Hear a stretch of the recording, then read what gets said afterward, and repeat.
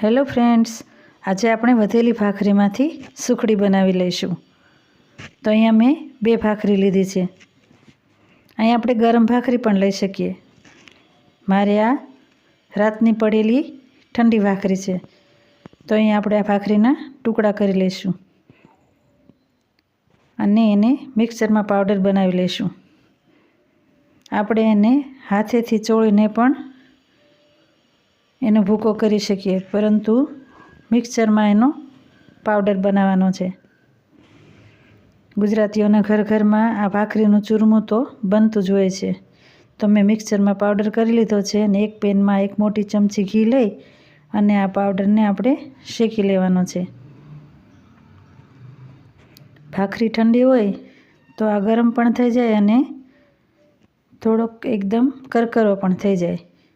સરસ શેકાઈ જાય ત્યાં સુધી એને 3 થી 4 મિનિટ જેવું રહેવા દેવાનું છે। ત્યારબાદ મેં અહીંયા એક પેનમાં ગોળ અને 1 ચમચી ઘી લીધું છે।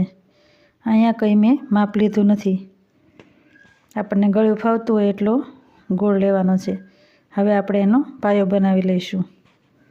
સાવ નરમ પણ નહીં અને બહુ કડક પણ નહીં, એવો પાયો બનાવવાનો છે। જો આપણે ચૂરમું બનાવવું હોય તો આટલો ગોળ ઓગળે ત્યારે આપણે નાખી દેવાનો પાવડર, જેનું ચૂરમું એટલે કે લાડુ બનાવી શકાય।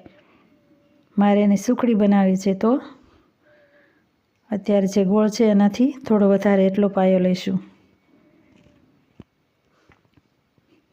તો પાયો આપણો થવા આવ્યો છે। હવે આપણે એમાં જે ભાખરીનો મિક્સરમાં જે પાવડર બનાવ્યો છે એ ઉમેરીશું।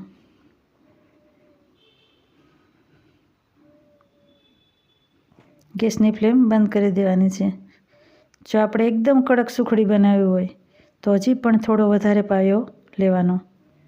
મારે એને મીડિયમ બનાવવી છે। સરસ રીતે મિક્સ કરી લઈશું।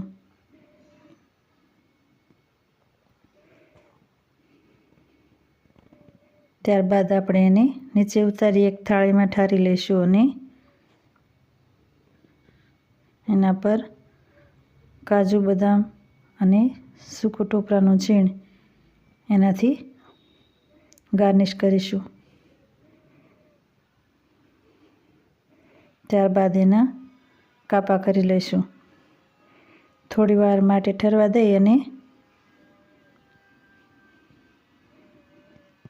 તો તૈયાર છે આપણી વધેલી ભાખરીમાંથી બનાવેલી સુખડી, જે એકદમ જ સરસ બની છે। જો આપણને ફાવે તો આમાં એલચી પાવડર પણ ઉમેરી શકાય, લાલ દ્રાક્ષ, એવું ઘણું બધું ઉમેરી શકાય।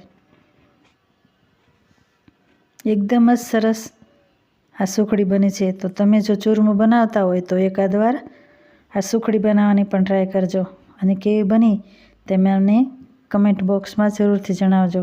ફરી મળીશું એક નવા વિડીયો સાથે। ત્યાં સુધી જય હિન્દ, જય ભારત।